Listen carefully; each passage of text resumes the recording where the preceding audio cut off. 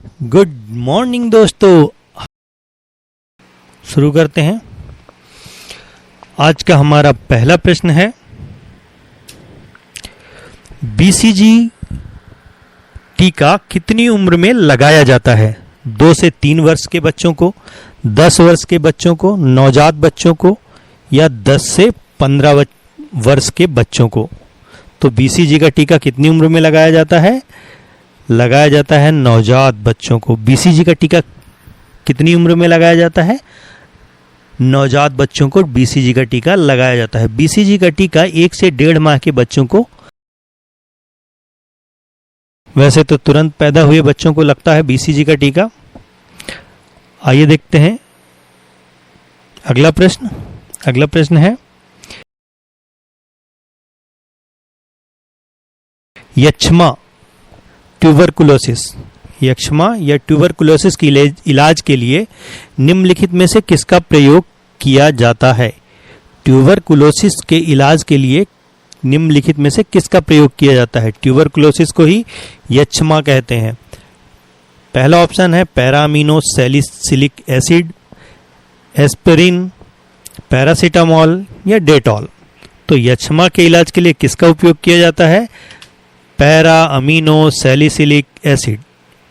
तो option A सही है, पैरा अमीनो सैलिसिलिक एसिड।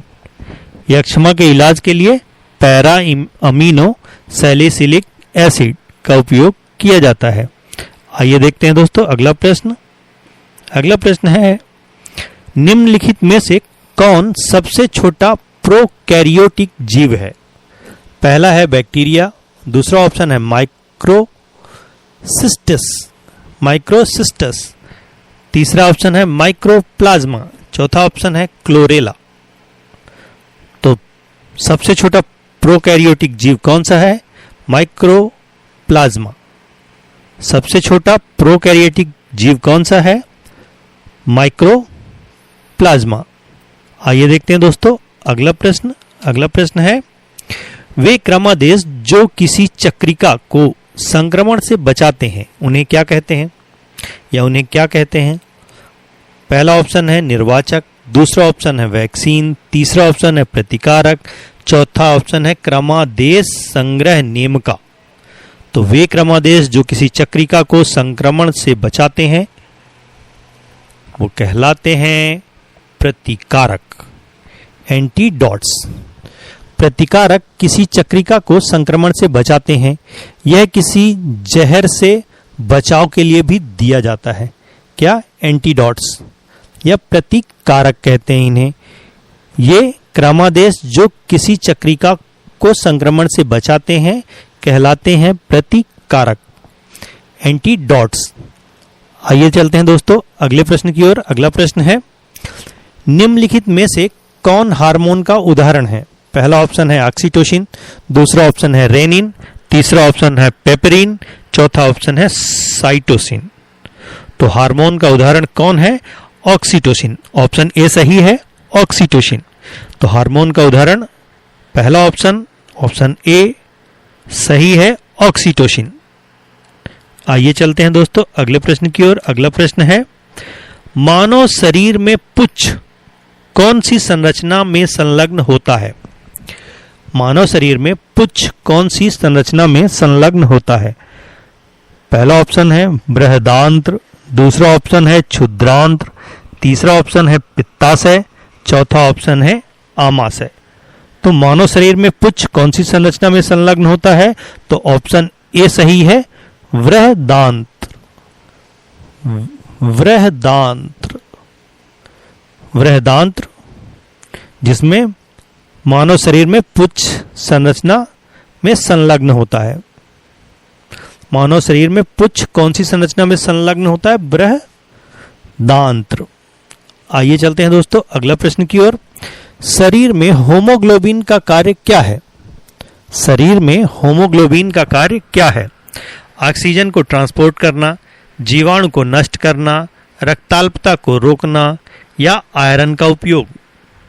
तो शरीर में होमोग्लोबिन का कार्य क्या है? ऑक्सीजन का ट्रांसपोर्ट करना। तो ऑप्शन ए सही है, ऑक्सीजन का ट्रांसपोर्ट करना। तो होमोग्लोबिन का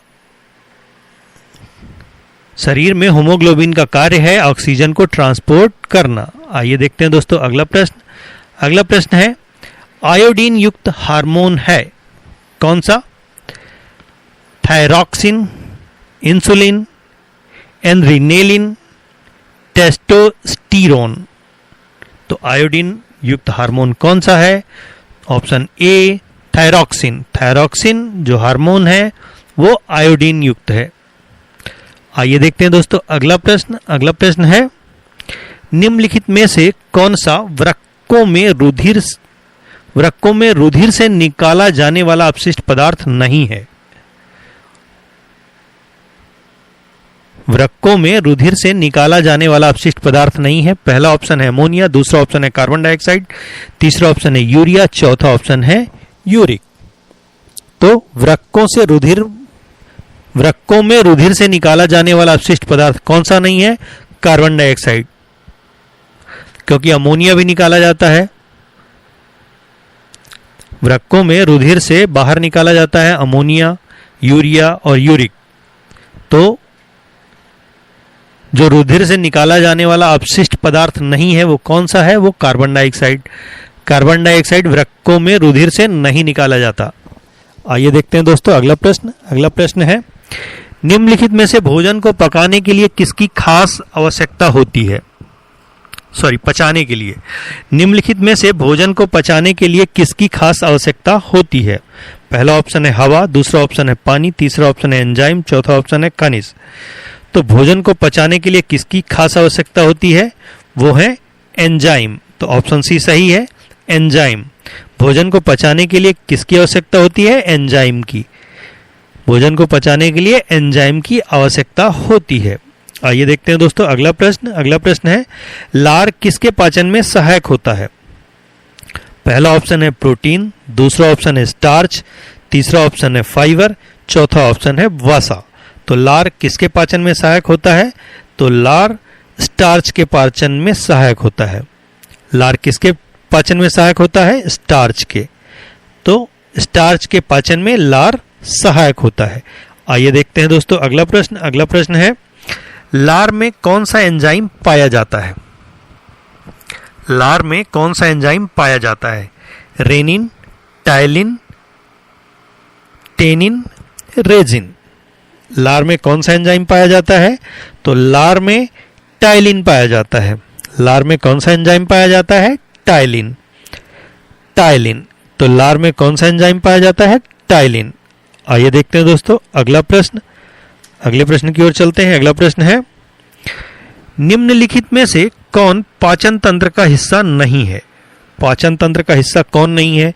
पहला है लीवर, दूसरा है आंत, तीसरा है कार्निया, चौथा है पित्ताशय। तो कौन पाचन तंत्र का हिस्सा नहीं है? तो सही जवाब है कार्निया। कार्निया पाचन तंत्र का हिस्सा नहीं है। कार्निया अंग है जो पाचन तंत्र का हिस्सा नहीं है। आइए देखते हैं दोस्तों अगला प्रश्न। मनुष्य के जीवन काल में कितने दांत 2 बार विकसित होते हैं? 4, दूसरा ऑप्शन है 12, तीसरा ऑप्शन है 20, चौथा ऑप्शन है 28। तो सही जवाब है 20। मनुष्य के जीवन काल में कितने दांत 2 बार विकसित होते हैं? 20। मनुष्य के जीवन काल में कितने दांत 2 बार विकसित होते हैं? 20 दांत 2 बार विकसित होते हैं मनुष्य के जीवन काल में। मनुष्य के पूरे जीवन काल में दो बार विकसित होते हैं 20 दांत।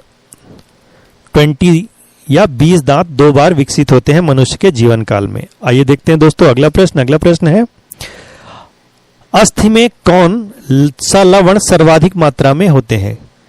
अस्थि में कौन लवण सर्वाधिक मात्रा में होते हैं? पहला ऑप्शन है कैल्शियम फास्फेट, दूसरा ऑप्शन है सोडियम क्लोराइड, तीसरा ऑप्शन है फेरिक नाइट्रेट, चौथा ऑप्शन है मैग्नीशियम कार्बोनेट। तो अस्थि में कौन से लवण सर्वाधिक मात्रा में होते हैं? तो सही जवाब है कैल्शियम फास्फेट। तो ऑप्शन ए सही है कैल्शियम फास्फेट। अस्थि में कौन से लवण सर्वाधिक मात्रा में होते हैं? Calcium phosphate. कैल्शियम फास्फेट अस्थि में सर्वाधिक मात्रा में होते हैं। चलते हैं अगले प्रश्न की ओर। बूढ़े व्यक्तियों की हड्डियां क्यों कमजोर हो जाती हैं? जब व्यक्ति की उम्र ज्यादा हो जाती है तो उनकी हड्डियां कमजोर हो जाती हैं, या बूढ़े व्यक्तियों की हड्डियां कमजोर हो जाती हैं क्यों? पहला ऑप्शन है आयोडीन की कमी से, दूसरा ऑप्शन है आयरन की कमी से, तीसरा ऑप्शन है कैल्शियम की कमी से, चौथा ऑप्शन है फास्फोरस की कमी से। तो सही जवाब है कैल्शियम की कमी से। बूढ़े व्यक्तियों की हड्डियां कमजोर हो जाती हैं कैल्शियम की कमी से। बूढ़े व्यक्तियों की हड्डियां कमजोर हो जाती हैं कैल्शियम की कमी से। आइए देखते हैं दोस्तों अगला प्रश्न। अगला प्रश्न है, दांतों तथा हड्डियों में कौन से तत्व पाए जाते हैं? दांतों तथा हड्डियों में कौन से तत्व पाए जाते हैं? पहला ऑप्शन है पोटेशियम और कैल्शियम, दूसरा ऑप्शन है फास्फोरस और मैग्नीशियम, तीसरा ऑप्शन है सल्फर और फास्फोरस, चौथा ऑप्शन है कैल्शियम और फास्फोरस। तो दांतों तथा हड्डियों में कौन से तत्व पाए जाते हैं? कैल्शियम और फास्फोरस। सही जवाब है डी, कैल्शियम और फास्फोरस। दांतों और हड्डियों में कौन से तत्व पाए जाते हैं? कैल्शियम और फास्फोरस। आइए देखते हैं दोस्तों अगला प्रश्न। अगला प्रश्न है, मानव शरीर में किस अंग की हड्डी सबसे बड़ी होती है? मानव शरीर में किस अंग की हड्डी सबसे बड़ी होती है? मेरुदंड, जांघ, रिब केज, भुजा। तो मानव शरीर के किस अंग सबसे बड़ी होती है? जांघ की। जांघ की हड्डी क्या कहलाती है? फीमर। फीमर, जांघ की हड्डी फीमर कहलाती है। यह सबसे बड़ी हड्डी होती है। प्रश्न ऐसा भी पूछा जा सकता है कि मानव शरीर में सबसे बड़ी हड्डी कौन सी होती है? तो उसका सही जवाब होगा फीमर। मानव शरीर में किस अंग की हड्डी सबसे बड़ी होती है? तो जांघ की हड्डी। तो जांघ में ही फीमर पाई जाती है। आइए देखते हैं दोस्तों अगला प्रश्न। अगला प्रश्न है, टीबिया नामक हड्डी किस में पाई जाती है? खोपड़ी, टांग, भुजा, मुंह। टीबिया, टीबिया नामक हड्डी किस में पाई जाती है? टांग में। टीबिया टांग में पाई जाती है। आइए देखते हैं दोस्तों अगला प्रश्न। मनुष्य के पैर की हड्डी होती है खोखली, सरंध्री, ठोस, किलक। मनुष्य के पैर की हड्डी कैसी होती है? तो सरंध्री होती है। मनुष्य के पैर की हड्डी कैसी होती है? सरंध्री होती है। सरंध्री। मनुष्य के पैर की हड्डी कैसी होती है? सरंध्री। आइए देखते हैं दोस्तों अगला प्रश्न। अगला प्रश्न की ओर चलते हैं। ह्यूमरस अस्थि कहाँ पाई जाती है? ह्यूमरस अस्थि कहाँ पाई जाती है? जांघ में, पिंडली में, ऊपरी भुजा में, अग्र भुजा में। तो ह्यूमरस अस्थि कहाँ पाई जाती है? ह्यूमरस अस्थि कहाँ पाई जाती है? ऊपरी भुजा में। ह्यूमरस अस्थि कहाँ पाई जाती है? ऊपरी भुजा में। मानव शरीर में ह्यूमरस अस्थि कहाँ पाई जाती है? ऊपरी भुजा में। आइए देखते हैं दोस्तों अगला प्रश्न। निम्नलिखित में से कौन मानव के पैर की हड्डी नहीं है? Tibia, humerus, femur, fibula. तो सही जवाब है ह्यूमरस। ह्यूमरस मानव पैर की हड्डी नहीं है। ह्यूमरस मानव पैर की हड्डी नहीं है। आइए देखते हैं दोस्तों अगला प्रश्न। अगला प्रश्न है, मानव शरीर की सबसे छोटी हड्डी कौन सी होती है? मानव शरीर की सबसे छोटी हड्डी कौन सी होती है? Fibula, tibia, stapes, femur. तो मानव शरीर की सबसे छोटी हड्डी कौन सी होती है? स्टेपिस। मानव शरीर की सबसे छोटी हड्डी कौन सी होती है? स्टेपिस। ये कहाँ पाई जाती है? कान में। मानव शरीर की सबसे छोटी हड्डी कौन सी होती है? स्टेपिस। पाई कहाँ जाती है? कान में। आइए देखते हैं दोस्तों अगला प्रश्न। शरीर की सर्वाधिक प्रबल अस्थि होती है, सर्वाधिक प्रबल या मजबूत अस्थि होती है कहाँ? पहला ऑप्शन है जांघ में, दूसरा ऑप्शन है जबड़े में, तीसरा ऑप्शन है भुजा में, चौथा ऑप्शन है गर्दन में। तो शरीर की सर्वाधिक प्रबल अस्थि होती है जबड़े में। जबड़े में मानव शरीर की सबसे अधिक प्रबल अस्थि होती है। कहाँ? जबड़े में। दांतों का इनेमल कहते हैं इसे। सर्वाधिक प्रबल या मजबूत अस्थि होती है कौन सी? जबड़े में। आइए देखते हैं दोस्तों अगला प्रश्न। अगला प्रश्न है, मनुष्य के शरीर में पसलियों के कितने जोड़े होते हैं? मनुष्य के शरीर में पसलियों के कितने जोड़े होते हैं? पहला ऑप्शन है 2, दूसरा ऑप्शन है पहला ऑप्शन है 12, दूसरा ऑप्शन है 10, तीसरा ऑप्शन है 14, चौथा ऑप्शन है 11। तो मनुष्य के शरीर में पसलियों के 12 जोड़े होते हैं। मनुष्य के शरीर में पसलियों के कितने जोड़े होते हैं? 12। मनुष्य के शरीर में पसलियों के कितने जोड़े होते हैं? 12 जोड़े होते हैं। आइए देखते हैं दोस्तों अगला प्रश्न। अगला प्रश्न है, मनुष्य की खोपड़ी में कितनी अस्थियां होती हैं? पहला ऑप्शन है 8, दूसरा ऑप्शन है 10, तीसरा ऑप्शन है 12, चौथा ऑप्शन है 14। तो मनुष्य की खोपड़ी में कितनी अस्थियां होती हैं? वो होती हैं 8। ऑप्शन ए सही है। मनुष्य की खोपड़ी में कितनी अस्थियां होती हैं? 8। आइए देखते हैं दोस्तों अगला प्रश्न। अगला प्रश्न है, नवजात शिशुओं में हड्डियों की संख्या लगभग कितनी होती है? नवजात शिशुओं में हड्डियों की संख्या लगभग कितनी होती है? 217, 250, 300, 200। तो नवजात शिशुओं में हड्डियों की संख्या लगभग 300 के आसपास होती है, 306 या 314 तक। तो नवजात शिशुओं में हड्डियों की संख्या लगभग कितनी होती है? 300। आइए देखते हैं दोस्तों अगला प्रश्न। मनुष्य में कुल कितनी हड्डियां होती हैं? मनुष्य में कुल कितनी हड्डियां होती हैं? 212, 206, 202, 216। तो मनुष्य में सबसे आसान सवाल है 206। मनुष्य में 206 हड्डियां होती हैं। आइए देखते हैं दोस्तों अगला प्रश्न। अगला प्रश्न है, ऑन्कोलॉजी अध्ययन है। ऑन्को अध्ययन है। पहला ऑप्शन है पक्षियों का, दूसरा ऑप्शन है कैंसर का, तीसरा ऑप्शन है स्तनपायी का, चौथा ऑप्शन है भूमि का। तो ऑन्कोलॉजी अध्ययन है कैंसर का। ऑन्कोलॉजी अध्ययन है कैंसर का। और चूंकि इसका पता ऑन्को नामक चूहे से लगा था, इसलिए इसका नाम ऑन्कोलॉजी रखा गया। आइए देखते हैं दोस्तों अगला प्रश्न। अगला प्रश्न है, टिश्यू कल्चर का अध्ययन किसके लिए उपयोगी है? टिश्यू कल्चर का अध्ययन किसके लिए उपयोगी है? जीव जंतुओं के लिए, पौधों के लिए, कीड़े मकोड़ों के लिए या अनुवांशिकी के लिए? तो टिश्यू कल्चर का अध्ययन जरूरी है अनुवांशिकी के लिए। टिश्यू कल्चर का अध्ययन जरूरी है अनुवांशिकी के लिए। आइए देखते हैं दोस्तों अगला प्रश्न। अगला प्रश्न है, जेनेटिक्स में किसका अध्ययन किया जाता है? अनुवांशिकता एवं गुणसूत्र का, मांसपेशियों का अध्ययन किया जाता है, निद्रा का अध्ययन किया जाता है या कोशिका का अध्ययन किया जाता है? तो जेनेटिक्स में किसका अध्ययन किया जाता है? अनुवांशिकता एवं गुणसूत्र का। जेनेटिक्स में किसका अध्ययन किया जाता है? ऑप्शन ए सही है, अनुवांशिकता एवं गुणसूत्र का। आइए देखते हैं दोस्तों अगला प्रश्न। अगला प्रश्न है, रक्त में एंटीबॉडी एवं एंटीजन के अध्ययन को क्या कहते हैं? हिस्टोलॉजी, गायनिकोलॉजी, सीरोलॉजी या बायोलॉजी? तो रक्त में एंटीबॉडी एवं एंटीजन के अध्ययन को कहते हैं सीरोलॉजी। रक्त में एंटीबॉडी एवं एंटीजन के अध्ययन को कहते हैं सीरोलॉजी। आइए देखते हैं दोस्तों अगला प्रश्न। अगला प्रश्न है, पारिस्थितिकी विज्ञान या इकोलॉजी का किससे संबंध है?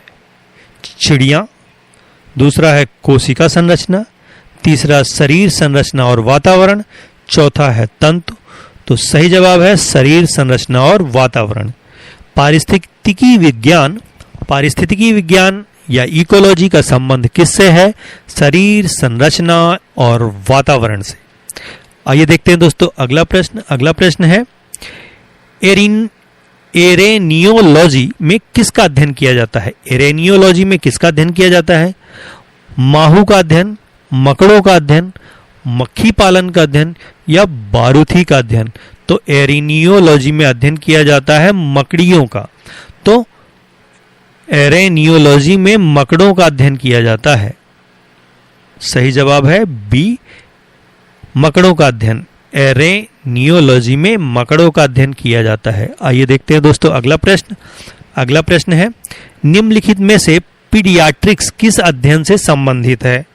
पीडियाट्रिक्स किस अध्ययन से संबंधित है? पहला ऑप्शन है अस्थि रोग, दूसरा ऑप्शन है हृदय रोग, तीसरा ऑप्शन है शिशु रोग, है नेत्र रोग।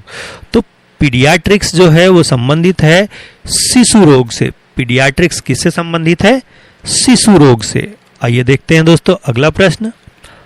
अगला प्रश्न है,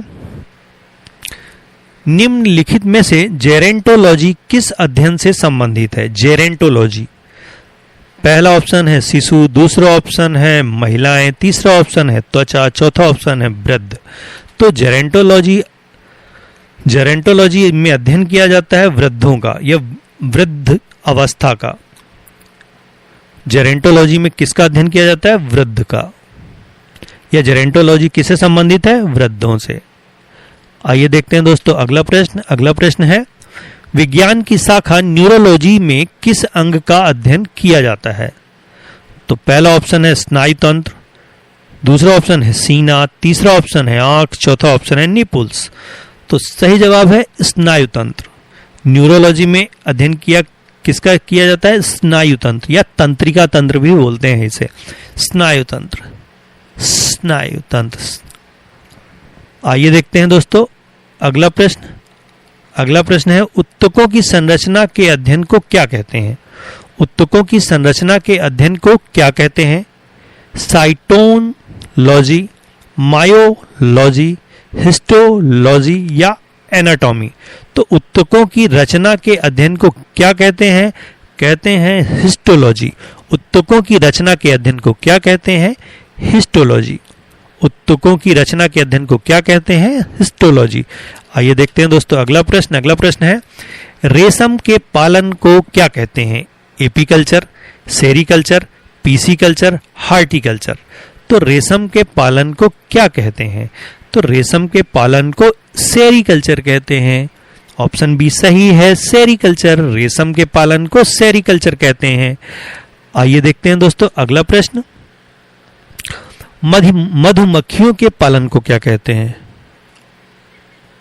पालन की बात आ रही है तो मधुमक्खियों के पालन को क्या कहते हैं? एपीकल्चर, सेरीकल्चर, पीसीकल्चर या हार्टिकल्चर। तो सही जवाब है एपीकल्चर। मधुमक्खियों के पालन को क्या कहते हैं? एपीकल्चर। मधुमक्खियों के पालन को क्या कहते हैं? एपीकल्चर। आइए देखते हैं दोस्तों अगला प्रश्न। अगला प्रश्न है, मांसपेशियों का अध्ययन किसमें करते हैं? मांसपेशियों का अध्ययन किसमें करते हैं? Mycology, myology, mastology, nephrology. तो मांसपेशियों का अध्ययन करते हैं हम लोग मायोलॉजी में। मांसपेशियों का अध्ययन किसमें करते हैं? मायोलॉजी में। मांसपेशियों का अध्ययन किसमें किया जाता है? मायोलॉजी में। आइए देखते हैं दोस्तों अगला प्रश्न। अगला प्रश्न है, जंतु तथा उसके आसपास के वातावरण संबंधी अध्ययन को क्या कहते हैं? पारिस्थितिकी, परजीवी विज्ञान, जंतु भूगोल, अनुवांशिकी। जंतु तथा उसके आसपास के वातावरण संबंधी अध्ययन को क्या कहते हैं? पारिस्थितिकी, परजीवी विज्ञान, जंतु भूगोल, अनुवांशिकी। तो सही जवाब है पारिस्थितिकी। जंतु तथा उसके आसपास के वातावरण संबंधी अध्ययन को कहते हैं पारिस्थितिकी। आइए देखते हैं दोस्तों अगला प्रश्न। अगला प्रश्न है, मछलियों तथा उनसे संबंधित उद्योगों का अध्ययन क्या कहलाता है? हेलमिन्थोलॉजी, प्रोटोजोलॉजी, इक्थियोलॉजी या मैमोलॉजी। तो मछलियों तथा उनसे संबंधित उद्योगों का अध्ययन कहलाता है इक्थियोलॉजी। इक्थियोलॉजी। मछलियों तथा उनसे संबंधित उद्योगों का अध्ययन कहलाता है इक्थियोलॉजी। आइए देखते हैं दोस्तों अगला प्रश्न। अगला प्रश्न है, कीटों से संबंधित जीव विज्ञान की शाखा क्या कहलाती है? Entomology, ornithology, mammalogy, ichthyology. तो कीटों से संबंधित जीव विज्ञान की शाखा क्या कहलाती है? इंटेमोलॉजी। इंटेमोलॉजी को हम कीटों से संबंधित विज्ञान कहते हैं। इंटेमोलॉजी। कीटों से संबंधित जीव विज्ञान की शाखा क्या कहलाती है? इंटेमोलॉजी। आइए देखते हैं दोस्तों अगला प्रश्न। जो आनुवंशिकता के नियमों द्वारा मानव जाति की उन्नति का अध्ययन उन्नति का अध्ययन करता है उसे कहते हैं, उसे क्या कहते हैं? जो आनुवांशिकता के नियमों के द्वारा मानव जाति की उन्नति का अध्ययन करता है उसे क्या कहते हैं? एम्ब्रियोलॉजी, एंडोक्राइनोलॉजी, यूथेनिक्स या यूजेनिक्स? तो आनुवांशिकता के नियमों द्वारा मानव जाति की उन्नति का अध्ययन करता है उसे कहते हैं हम यूथेनिक्स। यूथेनिक्स जो आनुवांशिकता के नियमों द्वारा मानव जाति की उन्नति का अध्ययन करता है उसे कहते हैं यूथेनिक्स। आइए चलते हैं दोस्तों अगले प्रश्न की ओर। अगला प्रश्न है, नालिका विहीन ग्रंथियों का अध्ययन करने वाली जंतु विज्ञान की शाखा को क्या कहते हैं? नालिका विहीन ग्रंथियों का अध्ययन करने वाली जंतु विज्ञान की शाखा को क्या कहते हैं? एम्ब्रियोलॉजी, एंडोक्राइनोलॉजी, इकोलॉजी या यूथेनिक्स? तो नालिका विहीन ग्रंथियों का अध्ययन करने वाली जंतु विज्ञान की शाखा को कहते हैं इंडोक्राइनोलॉजी। नालिका विहीन ग्रंथियों का अध्ययन कहलाता है इंडोक्राइनोलॉजी। आइए देखते हैं दोस्तों अगला प्रश्न, मनुष्य के वातावरण को सुधारने से नस्ल सुधारना को क्या कहलाता है? मनुष्य के वातावरण को सुधारने से नस्ल सुधारना क्या कहलाता है? यूजेनिक्स, यूथेनिक्स, जीवाश्म विज्ञान, उद्विकास? तो मनुष्य के वातावरण को सुधारने से नस्ल सुधारना कहलाता है यूथेनिक्स। मनुष्य के वातावरण को सुधारने से नस्ल सुधारना कहलाता है यूथेनिक्स। आइए देखते हैं दोस्तों अगला प्रश्न। अगला प्रश्न है, वंशागति के नियमों के अध्ययन क्या कहते हैं? वंशागति के नियमों के अध्ययन को क्या कहते हैं? वर्गीकरण विज्ञान, कोशिका विज्ञान, अनुवांशिकी, पारिस्थितिकी? तो वंशागति के नियमों के अध्ययन को क्या कहते हैं? वंशागति के अध्ययन के नियमों को हम अनुवांशिकी कहते हैं। वंशागति के नियमों के अध्ययन को हम क्या कहते हैं? अनुवांशिकी। आइए देखते हैं दोस्तों अगला प्रश्न। अगला प्रश्न है, मोलास्को समुदाय के जंतुओं के कवच का अध्ययन क्या कहलाता है? मोलास्को समुदाय के जंतुओं के कवच का अध्ययन क्या कहलाता है? इकोलॉजी, कोंकोलॉजी, पोरोलॉजी, मेलकोलॉजी? तो सही जवाब है कोंकोलॉजी। मोलास्को समुदाय के जंतुओं के कवच का अध्ययन क्या कहलाता है? कोंकोलॉजी। कोंकोलॉजी। आइए देखते हैं दोस्तों अगला प्रश्न, घाव या वाउंड का अध्ययन क्या कहलाता है? घाव का अध्ययन क्या कहलाता है? कोकोलॉजी, ओंकोलॉजी, ट्रोमेटोलॉजी और डर्मेटोलॉजी? तो सही जवाब है ट्रोमेटोलॉजी। घाव का अध्ययन क्या कहलाता है? ट्रोमेटोलॉजी। घाव का अध्ययन क्या कहलाता है? ट्रोमेटोलॉजी। आइए देखते हैं दोस्तों अगला प्रश्न। अगला प्रश्न है,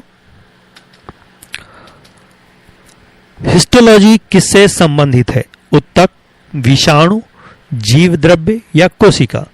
तो हिस्टोलॉजी किससे संबंधित है? उत्तक, विषाणु, जीव द्रव्य या कोशिका? तो हिस्टोलॉजी संबंधित है उत्तक से। हिस्टोलॉजी किससे संबंधित है? उत्तक से। आइए देखते हैं दोस्तों अगला प्रश्न। अगला प्रश्न है, ऑर्निथोलॉजी में किसका अध्ययन किया जाता है? पक्षी, स्तनधारी, चमगादड़, मछली? ऑर्निथोलॉजी में अध्ययन किया जाता है पक्षियों का। ऑर्निथोलॉजी में किसका अध्ययन किया जाता है? पक्षियों का। आइए देखते हैं दोस्तों अगला प्रश्न, मछलियों से संबंधित अध्ययन क्या कहलाता है? लेपिडेटेरियोलॉजी या इक्थियोलॉजी, पॉलिनोलॉजी या इनमें से कोई नहीं? तो मछलियों से संबंधित अध्ययन कहलाता है इक्थियोलॉजी। इक्थियोलॉजी। मछलियों से संबंधित अध्ययन क्या कहलाता है? इक्थियोलॉजी। आइए देखते हैं दोस्तों अगला प्रश्न, के अध्ययन को क्या कहते हैं? इक्थियोलॉजी, नियोंटोलॉजी, लेपिडेटेरियोलॉजी, पॉलिनोलॉजी? तो तितलियों का अध्ययन क्या कहलाता है? लेपिडेटेरियोलॉजी। लेपिडेटेरियोलॉजी। तितलियों का अध्ययन क्या कहलाता है? लेपिडेटेरियोलॉजी। लेपिडेटेरियोलॉजी कहलाता है तितलियों का अध्ययन। आइए देखते हैं दोस्तों अगला प्रश्न। कीड़ों के अध्ययन को क्या कहते हैं? कीड़ों का अध्ययन एंथ्रोपोलॉजी, एंटोमोलॉजी, ओंटोलॉजी, इक्थियोलॉजी। तो कीड़ों का अध्ययन क्या कहलाता है? एंटोमोलॉजी। एंटोमोलॉजी। कीड़ों का अध्ययन क्या कहलाता है? एंटेमोलॉजी। एंटोमोलॉजी। कीड़ों का अध्ययन कहलाता है एंटेमोलॉजी। आइए देखते हैं दोस्तों अगला प्रश्न। अगला प्रश्न है पैलियोंटोलॉजी के अंतर्गत किसका अध्ययन किया जाता है? मस्तिष्क का, पादप का, प्राइमेट्स का या जीवाश्म का? पैलियोंटोलॉजी के अंतर्गत किसका अध्ययन किया जाता है? मस्तिष्क का, पादप का, प्राइमेट्स का या जीवाश्म का? तो सही जवाब है जीवाश्म का। पैलियोंटोलॉजी के अंतर्गत किसका अध्ययन किया जाता है? जीवाश्म का। आइए देखते हैं दोस्तों अगला प्रश्न। जीवों के संक्रमण के विरुद्ध प्रतिरोध का अध्ययन किया जाता है। जो जीव होते हैं उनमें जो संक्रमण होता है उनके विरुद्ध प्रतिरोध का अध्ययन किया जाता है। किसमें किया जाता है? हीमोलॉजी, इम्यूनोलॉजी, सेरेमोलॉजी, जियोलॉजी। तो जीवों के संक्रमण के विरुद्ध प्रतिरोध का अध्ययन किया जाता है इम्यूनोलॉजी में, या इसे हम इम्यूनिटी सिस्टम भी कहते हैं बॉडी का। तो जीवों के संक्रमण के विरुद्ध प्रतिरोध का अध्ययन किया जाता है इम्यूनोलॉजी में। आइए देखते हैं दोस्तों अगला प्रश्न।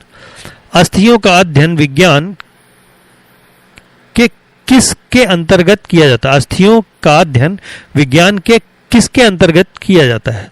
ओरोलॉजी के अंदर, ऑस्टियोलॉजी के अंदर, सेरेमोलॉजी के अंदर, जियोलॉजी के अंदर। अस्थियों का अध्ययन विज्ञान की किसके अंतर्गत किया जाता है? ऑस्टियोलॉजी के अंदर। अस्थियों का अध्ययन विज्ञान की किसके अंतर्गत किया जाता है? ऑस्टियोलॉजी के अंदर। आइए देखते हैं दोस्तों अगला प्रश्न। मानव त्वचा का अध्ययन करने वाली विज्ञान की शाखा को क्या कहते हैं? मानव त्वचा का अध्ययन करने वाली विज्ञान की शाखा को क्या कहते हैं? पहला ऑप्शन है फिजियोलॉजी, दूसरा है एनाटॉमी, तीसरा है बायोकेमिस्ट्री, चौथा है डर्मेटोलॉजी।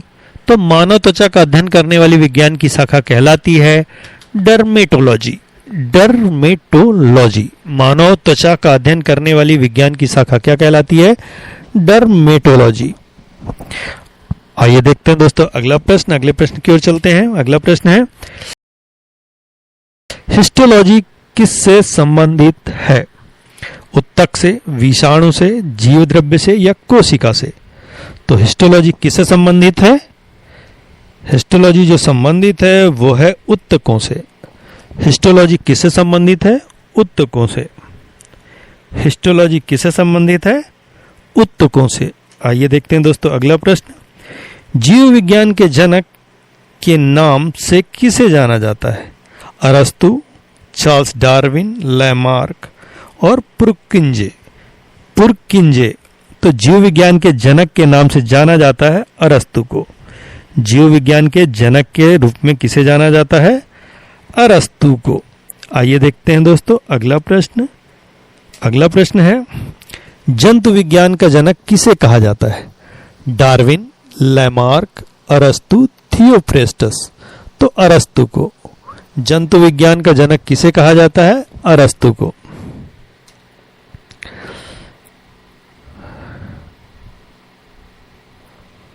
आइए देखते हैं दोस्तों अगला प्रश्न। वनस्पति शास्त्र का जनक किसे कहा जाता है? Theophrastus, Linnaeus, Treviranus, Pliny the Elder. तो वनस्पति शास्त्र का जनक कहा जाता है थियोफ्रेस्टस को। वनस्पति शास्त्र का जनक किसे कहा जाता है? थियोफ्रेस्टस को। आइए देखते हैं दोस्तों अगला प्रश्न। अगला प्रश्न है चिकित्सा शास्त्र का जनक किसे कहा जाता है? अरस्तु, थियोफ्रेस्टस, हिप्पोक्रेटस या गैलेन को? तो सही जवाब है चिकित्सा शास्त्र का जनक कहा जाता है हिप्पोक्रेटस को। हिप्पोक्रेटस को चिकित्सा शास्त्र का जनक कहा जाता है। आइए देखते हैं दोस्तों अगला प्रश्न। बॉटनी किस भाषा के शब्द से उत्पत्ति हुई। बॉटनी शब्द का उत्पत्ति किस भाषा के शब्द से हुई है? बॉटनी।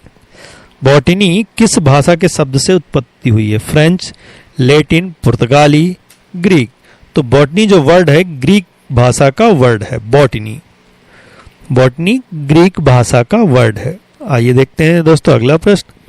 फाइकोलॉजी में किसका अध्ययन किया जाता है? शैवाल, कवक, पारिस्थितिकी, विषाणु। तो फाइकोलॉजी में अध्ययन किया जाता है शैवालों का। फाइकोलॉजी में किसका अध्ययन किया जाता है? एल्गी या शैवालों का। आइए देखते हैं दोस्तों अगला प्रश्न। जीव विज्ञान के किस शाखा के अंतर्गत पर्यावरण का अध्ययन किया जाता है? कार्यकी, अनुवांशिकी, पारिस्थितिकी, वर्गिकी। तो सही जवाब है पारिस्थितिकी। जीव विज्ञान की किस शाखा के अंतर्गत पर्यावरण का अध्ययन किया जाता है? तो पारिस्थितिकी के अंतर्गत। पारिस्थितिकी के अंतर्गत जीव विज्ञान की शाखा पारिस्थितिकी के अंतर्गत पर्यावरण का अध्ययन किया जाता है। पर्यावरण का अध्ययन पारिस्थितिकी के अंदर किया जाता है। आइए देखते हैं दोस्तों अगला प्रश्न। डेंड्रोलॉजी का संबंध किस अध्ययन से है? पुष्पों के अध्ययन से, वृक्षों के अध्ययन से, झाड़ियों के अध्ययन से, पौधों के अध्ययन से। डेंड्रोलॉजी, तो डेंड्रोलॉजी का संबंध है झाड़ियों के अध्ययन से। डेंड्रोलॉजी का अध्ययन कहलाता है झाड़ियों का अध्ययन। झाड़ियों का अध्ययन।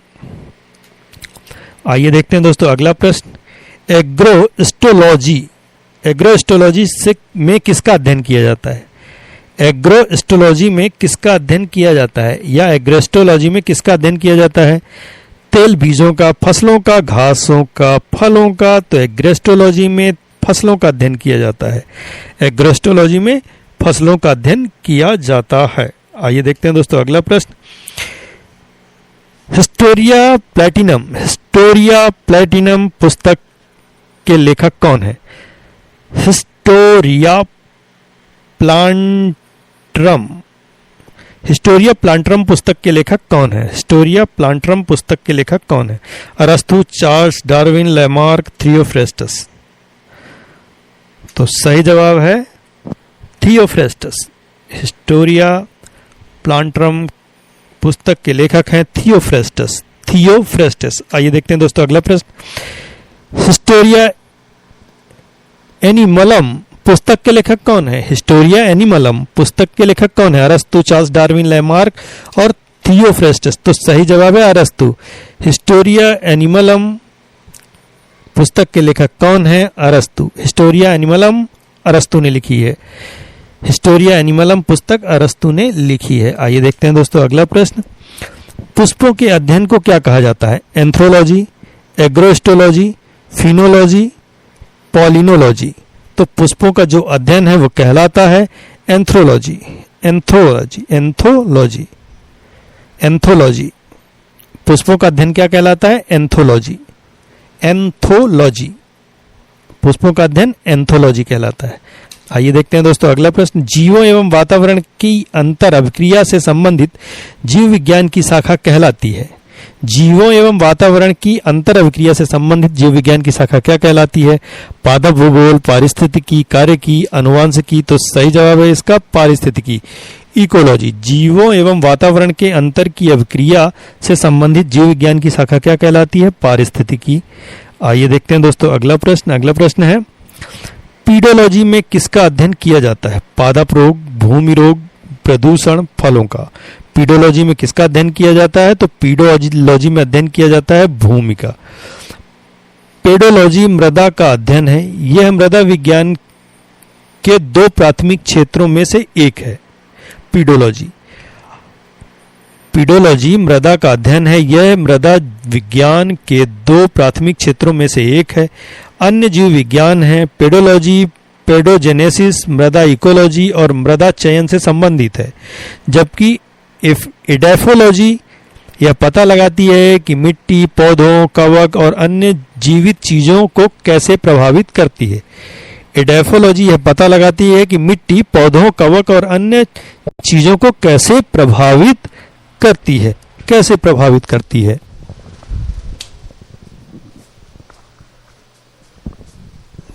आइए देखते हैं दोस्तों अगला प्रश्न। अगला प्रश्न है, पौधों का नाम देने वाला विज्ञान क्या कहलाता है? पौधों का नाम देने वाला विज्ञान क्या कहलाता है? वर्गीकरण, पहचान, नामकरण वर्गीकी, तो पौधों का नाम देने वाला विज्ञान वर्गीकी कहलाता है या टैक्सोनॉमी कहते हैं। पौधों का नाम देने वाला विज्ञान क्या कहलाता है? टैक्सोनॉमी। पौधों का नाम देने वाला विज्ञान क्या कहलाता है? टैक्सोनॉमी। आइए देखते हैं दोस्तों अगला प्रश्न, पौधों का अध्ययन क्या कहलाता है? Spermology, anthology, pedology, pomology. तो पौधों का अध्ययन जो होता है वो कहलाता है पोमोलॉजी। पौधों का अध्ययन क्या कहलाता है? पोमोलॉजी। आइए देखते हैं दोस्तों अगला प्रश्न, पराग कणों का अध्ययन क्या कहलाता है? एंथ्रोलॉजी, फाइकोलॉजी, माइकोलॉजी, पैलिनोलॉजी। तो पराग कणों का अध्ययन क्या कहलाता है? सही जवाब है पैलिनोलॉजी। तो पराग कणों का अध्ययन कहलाता है पैलिनोलॉजी। पराग कणों का अध्ययन क्या कहलाता है? पैलिनोलॉजी। आइए देखते हैं दोस्तों अगला प्रश्न, संसार में पौधों के वितरण या डिस्ट्रीब्यूशन ऑफ प्लांट के अध्ययन को क्या कहते हैं? संसार में पौधों का जो वितरण है या डिस्ट्रीब्यूशन ऑफ प्लांट है उसके अध्ययन को हम क्या कहते हैं? फाइटोजियोग्राफी, वानिकी, एक्सोबायोलॉजी, एथानोबॉटनी। तो सही जवाब है फाइटोजियोग्राफी। संसार में पौधों के वितरण के अध्ययन को क्या कहते हैं? फाइटोजियोग्राफी। संसार में पौधों के वितरण के अध्ययन को क्या कहते हैं? फाइटोजियोग्राफी। आइए देखते हैं अगला प्रश्न, पादप विज्ञान की शाखा कवच शास्त्र आर्मोलॉजी में किसका अध्ययन किया जाता है? पादप विज्ञान की शाखा कवच शास्त्र में किसका अध्ययन किया जाता है? फफूंद, शब्दार्थ, कीट, पादप। तो पादप विज्ञान की शाखा कवच शास्त्र में फफूंद का अध्ययन किया जाता है। पादप विज्ञान की शाखा कवच शास्त्र या आर्मोलॉजी में फफूंद का अध्ययन किया जाता है। आइए देखते हैं दोस्तों अगला प्रश्न, साग सब्जी उत्पन्न करने वाले पौधों का अध्ययन क्या कहलाता है? साग सब्जी उत्पन्न करने वाले पौधों का अध्ययन क्या कहलाता है? ओलेरीकल्चर, सेरीकल्चर, सिल्वीकल्चर या पीसीकल्चर। तो साग सब्जी उत्पन्न करने वाले पौधों का अध्ययन ओलेरीकल्चर कहलाता है। ओलेरीकल्चर, साग सब्जी उत्पन्न करने वाले पौधों का अध्ययन ओलेरीकल्चर कहलाता है। आइए देखते हैं दोस्तों अगला प्रश्न, निम्नलिखित में से किसे वर्गीकी का पितामह कहा जाता है? एंगलर, अरस्तु, लीनियस, थियोफ्रेस्टस। तो वर्गीकी का पितामह कहा जाता है लीनियस को, कैरोलस लीनियस। इनका पूरा नाम है कैरोलस लीनियस। तो वर्गीकी का पितामह किसे कहा जाता है? कैरोलस लीनियस को। आइए देखते हैं दोस्तों अगला प्रश्न, जीवाणु की खोज किसने की थी? फ्लेमिंग, लेम्बल ने या कि टेमिन ने या ल्यूवेनहुक ने? तो सही जवाब है ल्यूवेनहुक ने। ल्यूवेनहुक ने जीवाणु या बैक्टीरिया की खोज की थी। बैक्टीरिया की खोज किसने की थी? ल्यूवेनहुक ने। ल्यूवेनहुक ने जीवाणु या बैक्टीरिया की खोज की थी। आइए देखते हैं दोस्तों अगला प्रश्न, निम्नलिखित में से कौन सा रोग विषाणु के कारण होता है? विषाणु के कारण कौन सा रोग होता है? चेचक या स्मॉल पॉक्स, यक्ष्मा, ट्यूबरकुलोसिस, मलेरिया या हैजा जिसे हम कॉलरा कहते हैं। तो विषाणु के कारण जो रोग होता है वो कहलाता है चेचक या स्मॉल पॉक्स। विषाणु के कारण स्मॉल पॉक्स या छोटी माता भी इसे हम कहते हैं या चेचक। आइए देखते हैं दोस्तों अगला प्रश्न। अगला प्रश्न है सार्स क्या है? SARS क्या है? संगठन, विषाणु जनित रोग, युद्धपोत, संचार प्रणाली। तो सार्स है विषाणु जनित रोग, वायरल डिसीज है ये विषाणु जनित रोग। क्या है? सार्स। आइए देखते हैं दोस्तों अगला प्रश्न। अगला प्रश्न है AIDS फैलता है हाथ मिलाने से, श्वास संपर्क से, कीटों से, शारीरिक संपर्क से। एड्स तो शारीरिक संपर्क से। एड्स फैलता है किससे? शारीरिक संपर्क से। आइए देखते हैं दोस्तों अगला प्रश्न। अगला प्रश्न है निम्नलिखित में से किसमें एंजाइम्स नहीं होते हैं? शैवाल, विषाणु, लाइकेन या जीवाणु। तो एंजाइम्स किसमें नहीं होते हैं? विषाणु में। विषाणु में एंजाइम्स नहीं होते हैं। आइए देखते हैं दोस्तों अगला प्रश्न। अगला प्रश्न है निम्नलिखित में से किसके किसके द्वारा दूध खट्टा होता है? सॉरी, निम्नलिखित में से किसके द्वारा दूध खट्टा होता है? Protozoa, bacteria, virus, nematode. तो सही जवाब है बैक्टीरिया। दूध खट्टा होता है किसके द्वारा? बैक्टीरिया के द्वारा। आइए देखते हैं दोस्तों अगला प्रश्न। जानवरों में होने वाली फुट एंड माउथ रोग किसके कारण होता है? विषाणु के कारण, जीवाणु के कारण, कवक के कारण, शैवाल के कारण। तो जानवरों में होने वाली फुट एंड माउथ रोग किसके कारण होता है? विषाणु के कारण। जानवरों में होने वाला फुट एंड माउथ रोग विषाणु के कारण होता है, या विषाणु के कारण जानवरों में होने वाला फुट एंड माउथ रोग होता है। आइए देखते हैं दोस्तों अगला प्रश्न। अगला प्रश्न है, निम्नलिखित में से सबसे छोटा जीव है? विषाणु, जीवाणु, ईस्ट, माइक्रोप्लाज्मा। तो सबसे छोटा जीव है माइक्रोप्लाज्मा। निम्नलिखित में से सबसे छोटा जीव कौन है? माइक्रोप्लाज्मा। आइए देखते हैं दोस्तों अगला प्रश्न। निम्नलिखित में से दही जमाने में किस सूक्ष्म जीव या माइक्रो ऑर्गेनिज्म का प्रयोग किया जाता है? Acetobacter, leuconostoc, bacillus, lactobacillus. तो सही जवाब है लैक्टोबैसिलम। दही जमाने में किस सूक्ष्म जीव का प्रयोग किया जाता है? लैक्टोबैसिलम का। आइए देखते हैं दोस्तों अगला प्रश्न। हाइड्रोफाइटस होते हैं समुद्री जीव, जलीय पौधा, पादप जड़ विहीन पौधा, रूट्सलेस प्लांट। तो हाइड्रोफाइटस क्या होते हैं? जलीय पौधा। हाइड्रोफाइटस क्या होते हैं? जलीय पौधा। जलीय पौधा होते हैं हाइड्रोफाइटस। आइए देखते हैं दोस्तों अगला प्रश्न। जीवाणुओं की साधारण आकृति क्या होती है? छड़ रूपी, या in the form of rod, circular, गोल, सर्पिल, स्पाइरल, कॉमा रूपी, या विब्रियो। तो सही जवाब है छड़ रूपी, इन द फॉर्म ऑफ रॉड। जीवाणुओं की साधारण आकृति क्या होती है? छड़ रूपी या in the form of rod. आइए देखते हैं दोस्तों अगला प्रश्न। अगला प्रश्न है, विषाणु क्या है? कोशीय, अकोशीय, एक कोशिकीय या बहुकोशिकीय? तो विषाणु होता है अकोशीय। एसेलुलर, एसेलुलर, सेलुलर, एसेलुलर, मोनोसेलुलर, मल्टीसेलुलर। तो विषाणु होता है एसेलुलर, अकोशीय। आइए देखते हैं दोस्तों अगला प्रश्न। अल्फा विष किससे बनते हैं? अल्फा वेनम किससे बनते हैं? कवक से, जीवाणु से, शैवाल से, विषाणु से। तो जो अल्फा विष है या अल्फा वेनम है वो बनती है फंगस से या कवक से। अल्फा विष किससे बनती है? कवक या फंगस से। आइए देखते हैं दोस्तों अगला प्रश्न। मेढक के लार्वा को क्या कहते हैं? Pupa, maggot, caterpillar, tadpole. तो मेढक का लार्वा कहलाता है टैडपॉल। मेढक का लार्वा क्या कहलाता है? टैडपॉल। आइए देखते हैं दोस्तों अगला प्रश्न। ब्लू व्हेल के हृदय में कितने चैम्बर होते हैं? ब्लू व्हेल के हृदय में कितने चैम्बर होते हैं? 4, 3, 2, 1। पहला ऑप्शन है 4, दूसरा 3, तीसरा 2, चौथा 1। तो ब्लू व्हेल के हृदय में 4 चैम्बर होते हैं। ब्लू व्हेल के हृदय में 4 चैम्बर होते हैं। ए ऑप्शन सही है, 4 चैम्बर। आइए देखते हैं दोस्तों अगला प्रश्न। होमो सेपियंस किसका वैज्ञानिक नाम है? जानवरों का, उपमानव का, आधुनिक मानव का, इनमें से कोई नहीं। तो होमो सेपियंस आधुनिक मानव का वैज्ञानिक नाम है। होमो सेपियंस आधुनिक मानव का वैज्ञानिक नाम है। आइए देखते हैं दोस्तों अगला प्रश्न। समुद्री सांप को क्या कहा जाता है? Cuttle fish, devil fish, hydrophis, silver fish.